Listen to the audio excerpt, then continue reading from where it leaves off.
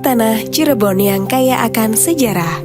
Peradaban Islam tumbuh dan menyebar luas melalui jejak agung Sunan Gunung Jati. Warisan keilmuan dan kebijaksanaan beliau menjadi akar dari peradaban yang terus hidup hingga hari ini. Universitas Islam Negeri Siber Syekh Nurjati Cirebon hadir sebagai pelanjut jejak tersebut.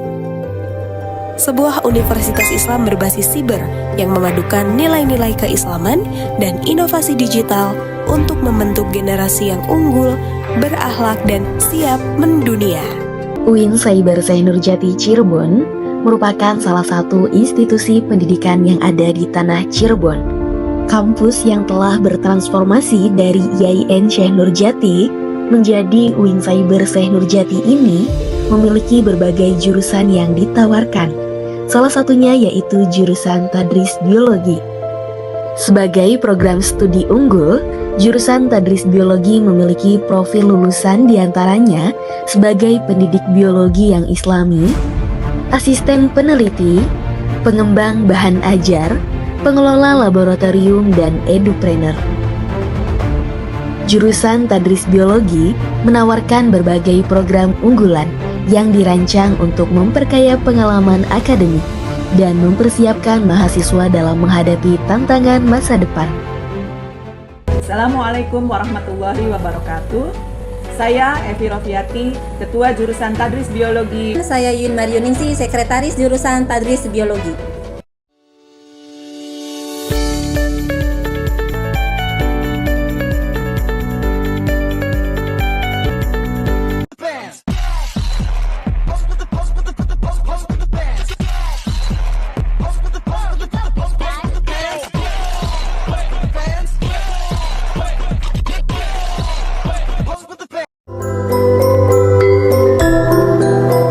Tahapan dalam proses pembuatan batik di Sanggar Batik Katura.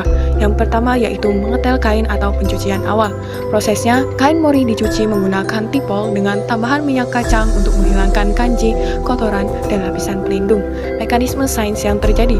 Dalam aspek kimia, surfaktan pada tipol menurunkan tegangan permukaan, melarutkan minyak atau kanji. Dalam aspek biologi, struktur selulosa serat kapas menyerap air lebih baik setelah lapisan kanji hilang. Dalam aspek fisika, perendaman membuka pori kain karena pengembangan serat. Tahap yang kedua yaitu ngelengreng atau menggambar motif. Prosesnya, motif digambar dengan pensil sebagai pola awal. Dalam aspek fisika, gesekan pensil terhadap permukaan kain menghasilkan garis.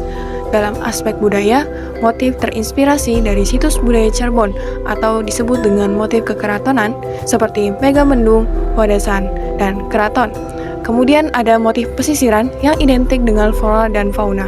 Tahap ketiga yaitu menyanting atau memberi malam pada garis motif. Prosesnya, malam dipanaskan kemudian dicantingkan mengikuti garis gambar untuk menutup bagian yang tidak ingin terkena warna. Mekanisme sains yang terjadi.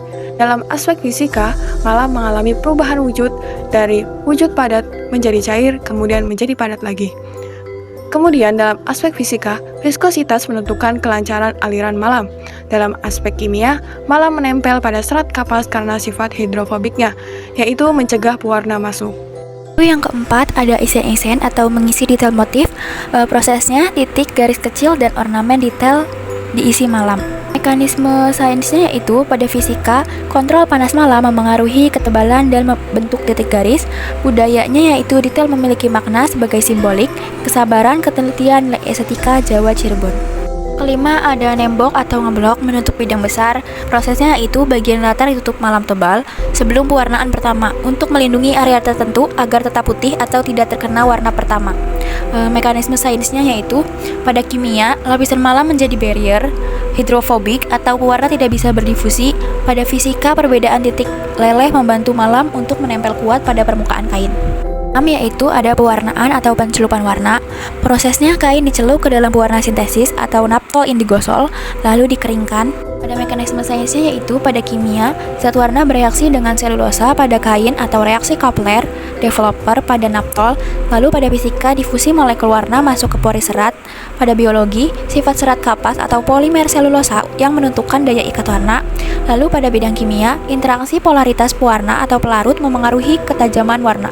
Pada tahap ketujuh dalam proses pembuatan batik, kita memasuki bagian yang disebut pelorodan atau proses menghilangkan malam dari permukaan kain. Caranya adalah dengan merebus kain dalam air mendidih yang telah ditambahkan soda abu. Proses ini sebenarnya melibatkan prinsip-prinsip sains. Dari sudut pandang fisika, panas dari air mendidih membuat malam pada kain meleleh karena mencapai titik lelehnya. Setelah cair, perbedaan densitas antara malam dan air menyebabkan malam bergerak naik dan mengapung ke permukaan. Sementara itu, dari sudut pandang kimia, soda abu membantu memecah struktur malam sehingga lebih mudah terlepas dari serat kain. Dengan demikian, motif batik yang sebelumnya tertutup malam mulai terlihat dengan lebih jelas. Setelah pelorodan selesai, kita melanjutkan ke tahap ke-8, yaitu pengeringan. Kain yang sudah bersih kemudian diperas secukupnya dan dijemur di bawah sinar matahari atau di tempat yang berangin hingga benar-benar kering. Proses ini juga tidak lepas dari mekanisme ilmiah. Secara fisika, terjadi proses penguapan atau evaporasi, di mana molekul air berubah dari wujud cair menjadi gas karena panas matahari dan aliran udara. Secara kimia, air berfungsi sebagai pelarut yang membawa sisa pewarna ataupun soda abu keluar dari serat kain sebelum akhirnya menguap. Dari sisi biologi, serat kapas pada kain mengalami sedikit penyusutan dan kembali ke bentuk alaminya setelah kering, sehingga kain menjadi lebih stabil dan nyaman digunakan. Kain mori adalah kain katun mentah yang belum melalui proses pewarnaan, pencetakan, atau penyelesaian akhir. Kain ini masih dalam keadaan polos dan bersifat menyerap, sehingga digunakan sebagai bahan dasar utama dalam pembuatan batik. Kain mori dibuat dari serat kapas yang dipintal menjadi benang, kemudian ditenun hingga berbentuk kain. Serat kapas berasal dari tumbuhan kapas dengan nama ilmiah Gossypium hirsutum. Tumbuhan kapas, Gossypium hirsutum, merupakan tanaman penghasil serat alami dari famili Malvaceae.